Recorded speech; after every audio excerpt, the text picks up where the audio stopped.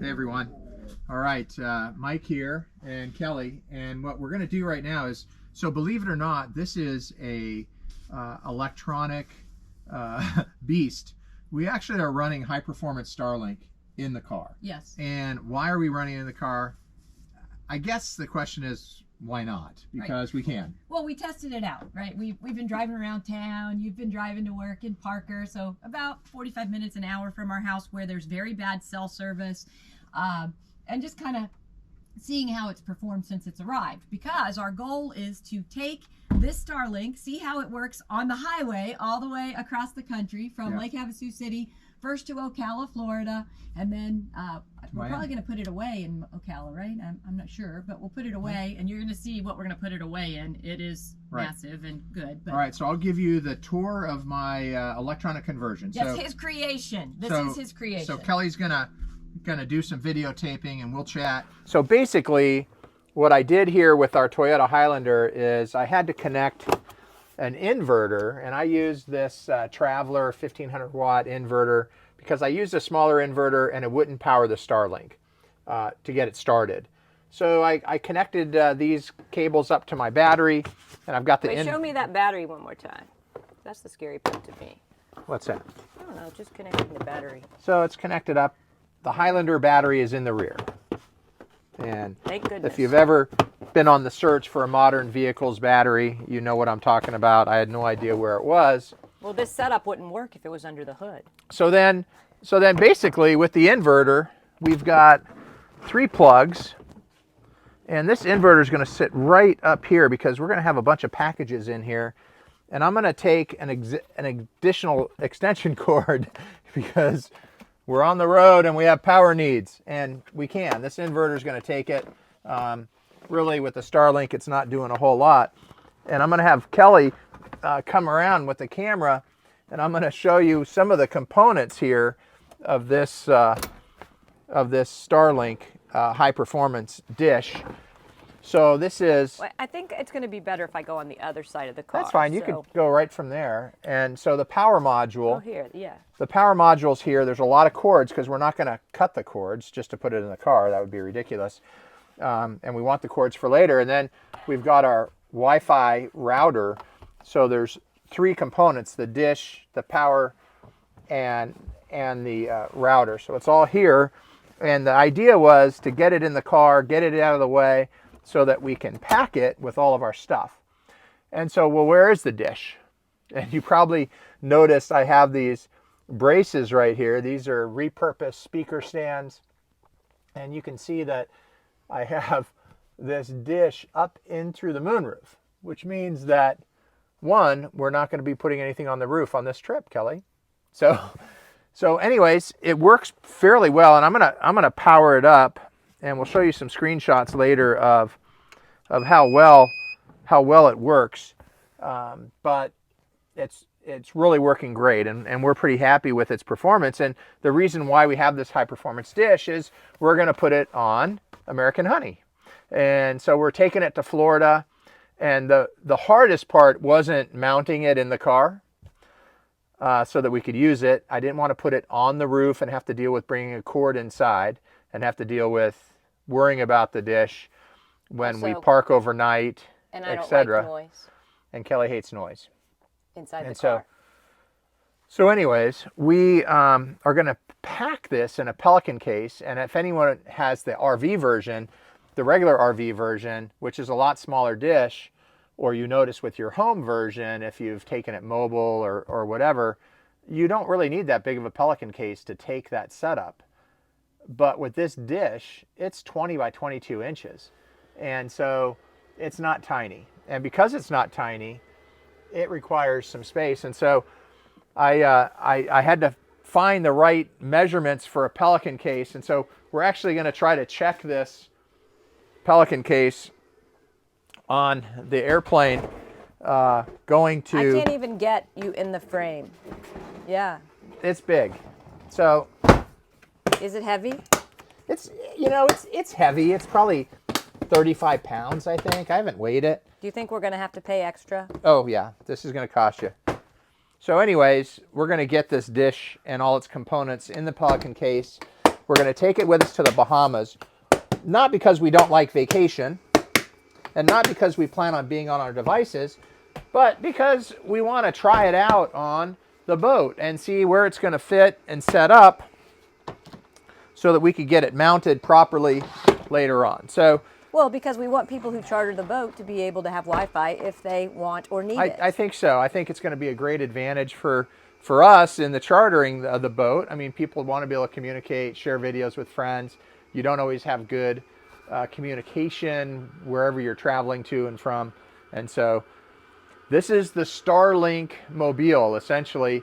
And we'll let you know how it goes when we're on the road. And maybe Elon will see us. And Elon, I think you should figure out a way. And probably he wants to mount one in one of his little electric cars. Yes, in a Tesla. In a Tesla.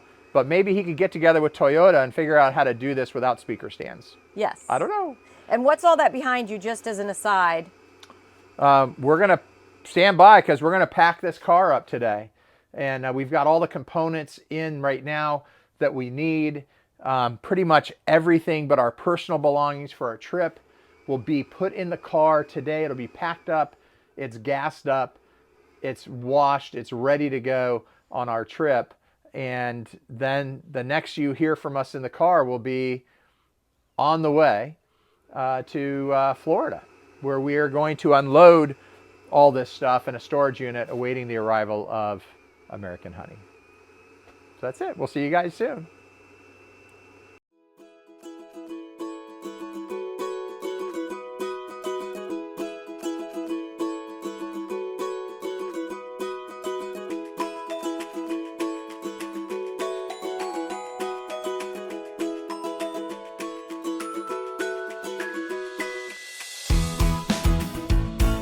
Okay, hey everyone. So my goal today is to try to figure out how to put this high performance flat panel Starlink dish on Resolute, which is also Bali 4.4. We're here in the Bahamas, taking this thing for a test drive this week, and we're going to take the Starlink for a test drive. And you know, I'm looking for optimal signal, no blocking, ease of running a temporary cord. I know that on American Honey, where we decide we're going to put this, we'll be able to run the electrical in a way that's not hindering anything. So for our purposes today, this is what we've got. I've got a suction cup device along with some support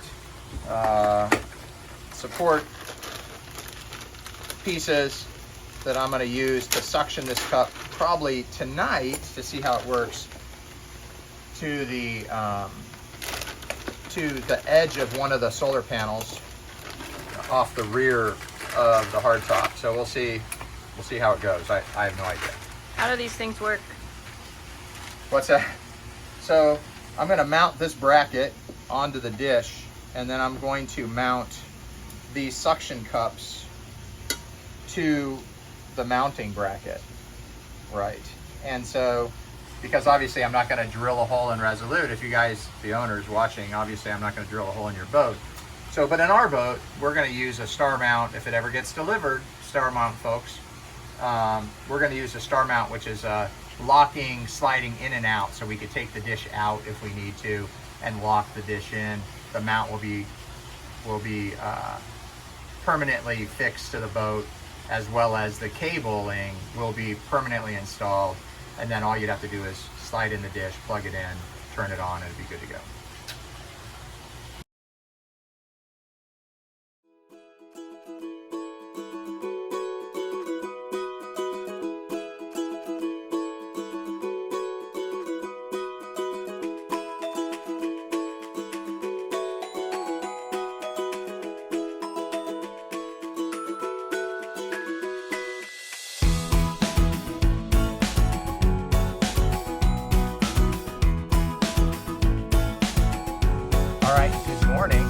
Just the next morning, not a week from now, but I did manage to get the Starlink set up, and I kind of showed you some of my tools I was using and the devices to put this temporary placement of the Starlink.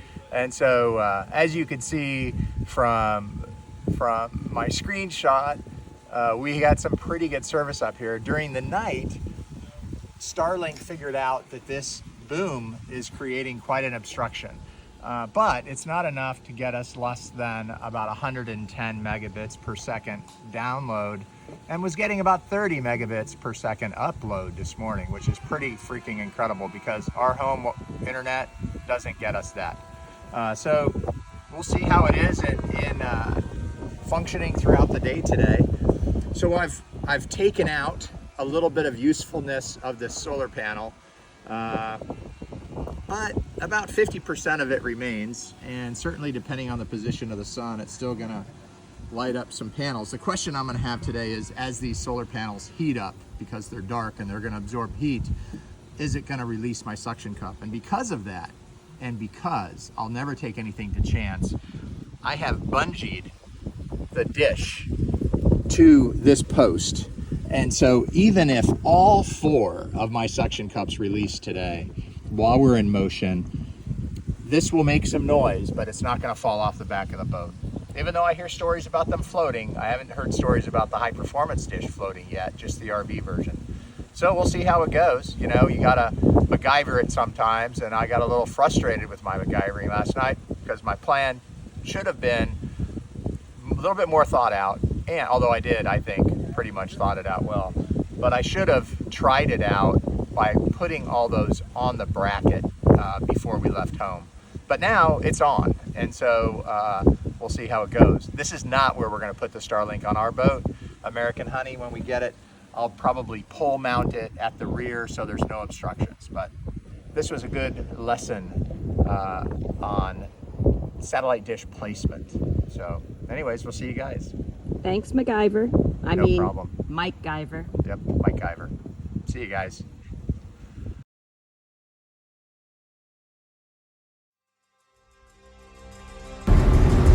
Don't forget to follow us on social media and subscribe to our YouTube channel today.